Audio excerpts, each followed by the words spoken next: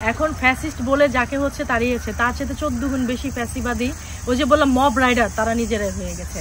এই জন্য আমি আসলে এক বাক্যে বলতে পারছি না যে এই যে অভ্যুত্থান এটা কোনো অভ্যুত্থান হয়নি, এটা লাভ অভ্যুত্থান হয়েছে, মানে তারা নিজেরা লাভবান হয়েছে। এখানে আমাদের কোনো স্বার্থ নেই, কিছু নেই।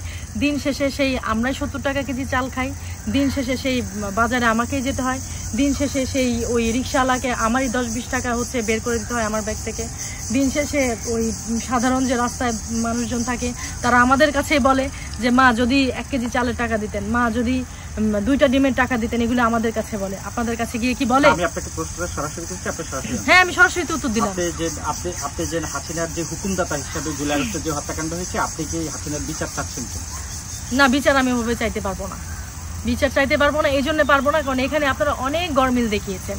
ফার্স্টে আপনারা মানুষের চোখে যে ধুলাপড়া দিয়েছেন, যেটাকে আমরা বিশ্বাস করেছি, এটা এখন ধুলাপড়া হয়ে গেছে।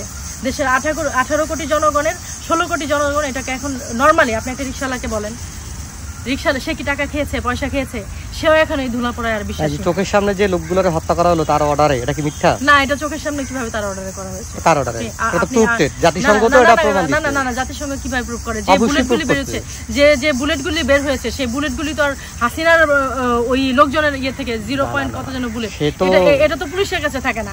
এটাই বা আপনি এত হলাও করে কিভাবে? না, এটাই বা আপনি হলাও করে কিভাবে? অনেক ভিডিও আছে যেখানে দেখা হয়েছে যে আপনার পাশ থেকে গুলি করে চলে গেছে। এইটার কি উত্তর দিবেন? এটা আপনার কাছে আমার কোশ্চেন, এটার কি উত্তর দিবেন? আর আবু সাইদ সে বারবার দেখানো হয়েছে সে নেশাগ্রস্ত ছিল, তাকে একবার দেখা হচ্ছে সে আবার ওঠে, কোনো সুস্থ মানুষটা হয়ে করতে পারে না। আর তাকে নিয়ে হসপিটালে না গিয়ে আপনি অন্য কোথাও কেন চলে গেলেন? আর এরপরে ফার্স্ট যে ছেলেটা মারা গিয়েছে, ওর নাম এখন মনে পড়ছে না, সে আবার কিভাবে ফেরত আসলো বলেন? এই কথাগুলো আপনি আমাকে বলেন। যেখানে হচ্ছে গিয়ে আওয়ামী লীগ চলে যাওয়ার পরেও আপনি এত রকম এত কাহিনী আপনারা করলেন, আওয়ামী লীগের লোকজন এখন সব হচ্ছে কারাগারে, যেখানে পাচ্ছেন ধরে ফেলছেন, যেখানে পাচ্ছেন যা মন চায় তাই করছেন। তো আপনারা কিভাবে এত শিওরলি বলেন যে শেখ হাসিনা এই কাজগুলি করেছে?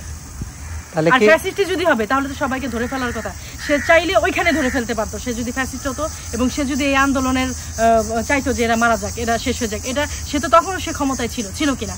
তো কয়েক প্লাটান আর্মি যদি ওইখানে ঘেরাও করতো, কে বাঁচতো? কেউই তো বাঁচতো না। আপনি আমার এই যুক্তিটা খণ্ডন করে দেন। সে তখনও ওই এই দেশের প্রাইম মিনিস্টার ছিলেন এবং স্টিল নাও সে বাংলাদেশে ছিলেন। তার কথা তো তখন কেউ শুনে না। হ্যাঁ, না, তখন কেউ শুনে, স্টুডেন্টরা শুনে না, কিন্তু তার যে মন্ত্রী পরিষদ, তার যে পুলিশ বাহিনী, তার সবাই শুনে। না, তাহলে শুনে নাই? আপনি নিজেই বলছেন যে সে অর্ডার দিয়েছে তাদের মারতে, আপনি নিজে আবার এখন বলছেন যে শুনে নাই, তাহলে এটা কিভাবে? সেটা তো পদত্যাগের আগ মুহূর্ত। না, তাহলে আপনি বলেন, আপনার কথাই আমি আপনাকে কোশ্চেন করছি। তাহলে আপনি বলেন এগুলো কে করছে? তাহলে এগুলি তো করেছে যারা এই আন্দোলনের মধ্যে, এরা তো এখন আসছে। না, এরা এখন আসবে কেন? এই আন্দোলনে কেউ না কেউ তো ইন্ধন জুগিয়েছে। আপনি আমাকে বলেন, সাধারণভাবে যদি আপনি স্টুডেন্টদের খেতে দিতেন, এক বেলা হচ্ছে আপনি 8-10টা স্টুডেন্টকে আপনি বিরিয়ানি দিতেন, আপনি কোক দিতেন, 3 বেলা পর্যায়ক্রমে এরকম বিরিয়ানি, 3 বেলা পর্যায়ক্রমে এরকম কোল্ড ড্রিঙ্কস, বার্গার, এগুলো কোথেকে আসে?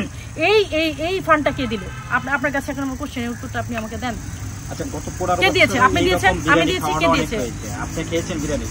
না, আমি খাইনি, কিন্তু আমি গিয়েছি। আমি তো বললাম আমি একজন হচ্ছে শিক্ষানবিশ লয়ার এবং দেশের দায়িত্ববোধ থেকে, কর্তব্যবোধ থেকে আমি ঢাকায় যেহেতু আমার ছোটবেলা থেকে আমি সব জায়গায় যাই, মানে আমার মুখ বেচে বা আমার স্বার্থ বেচে, আমার ইথিক্স বেচে বিক্রি করে কেন আমাকে মানে কথা বলতে হবে? আচ্ছা, আপনার দৃষ্টিতে কি মনে হয় জুলাই আগস্টের যে আন্দোলন হয়েছে, ফ্যাসিস্ট মুক্ত যেটা বলছে, হাসিনা মুক্ত যে বাংলাদেশ পেয়েছে, আসলে সেখানে যে ছাত্র হত্যা হয়েছে, আপনি কি চাচ্ছেন যে হাসিনার বিচার হওয়া উচিত?